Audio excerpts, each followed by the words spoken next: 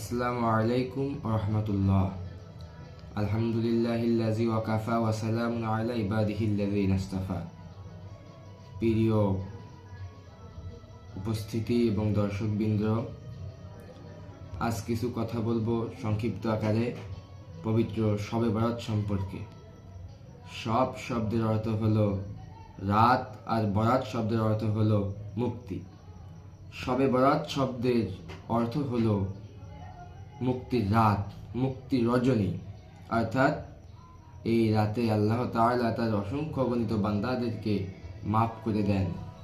এই রাতে আল্লাহ সুবহানাহু ওয়া তাআলা হিংসাকারী এবং মুশরিক যারা শিরিক করে তাদের ব্যতীত অন্য সকল গুনাহগার যারা আল্লাহর কাছে মাফ চায়, আল্লাহ তাদেরকে মাফ করে দেয়। সেই গুরুত্বপূর্ণ রজনী আমাদের সামনে আগত শবে বরাত।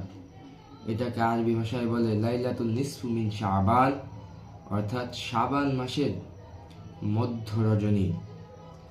অর্থাৎ পবিত্র শাবানের 15 তারিখ মানে 14 তারিখ শেষ, মাগরিবের আজান দেওয়ার সাথে সাথে 14 তারিখ শেষ, 15 তারিখ শুরু।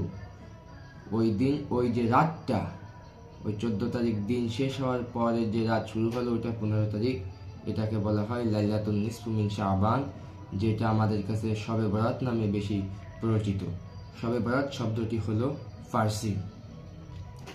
এই রাতে কিছু আমল আছে, কিন্তু ফরজ বা ওয়াজিব আবশ্যকীয় কিছু আমল নেই, যেটা করাই লাগবে কোরআন হাদিসে।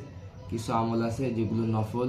এই রাত্রের অনেক ফায়দা আছে, এই রাত্রের কিছু আমল আছে, ইবাদাত আছে, বন্দেগী আছে, কিন্তু মনে রাখতে হবে সেগুলো কিন্তু ফরজ বা ওয়াজিব নয়, সেগুলো নফল।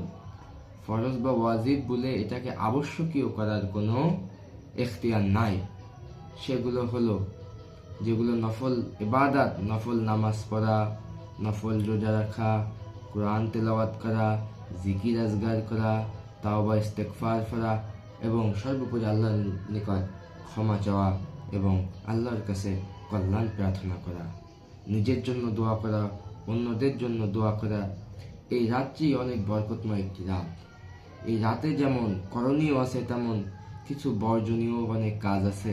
যেমন অনেক জায়গায় দেখা যায় তারা বোমা মারে, বাচ্চারা এই যে বিভিন্ন আলোকসাজ, এগুলো অতিরিক্ত কোনো কিছু করাটা ঠিক নয়। এবং আতশবাজি, এই যে আলোকসজ্জা ইত্যাদি ইত্যাদি, কবরস্থানে উৎসব, এমনকি কবরকে পূজার ন্যায় যদি কোনো কিছু করা হয়, বিভিন্ন জায়গায় করে, এগুলো কিন্তু সরাসরি হারাম। এবং অনেক কুসংস্কার আছে, সেই কুসংস্কার থেকে আমাদেরকে বিরত থাকতে হবে। কোরআন সুন্নাহ অনুযায়ী এই রাতটাকে আমাদের পালন করতে হবে। সর্বোপরি এই পবিত্র শবে বরাত রজনী আমরা যেন আল্লাহর দিনের পক্ষে, আল্লাহর ইবাদতের মধ্যে কাটাতে পারি, আল্লাহর কাছে সেই দোয়া করব।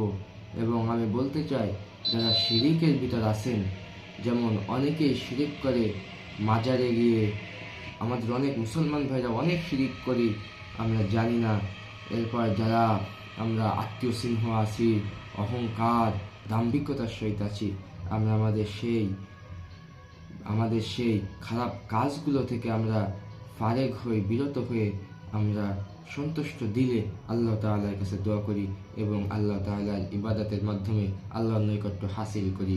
আল্লাহ রাব্বুল আলামিন আমাদের সকলকে কবুল করুক এবং এই পবিত্র শবে বরাতের ওসিলায় যেন আল্লাহ তাআলা আমাদেরকে নাজাত দান করেন। আল্লাহুম্মা আমিন। ওয়া আখির দাওয়ানা আনিল হামদুলিল্লাহি রাব্বিল আলামিন। আসসালামু আলাইকুম ওয়া রাহমাতুল্লাহ।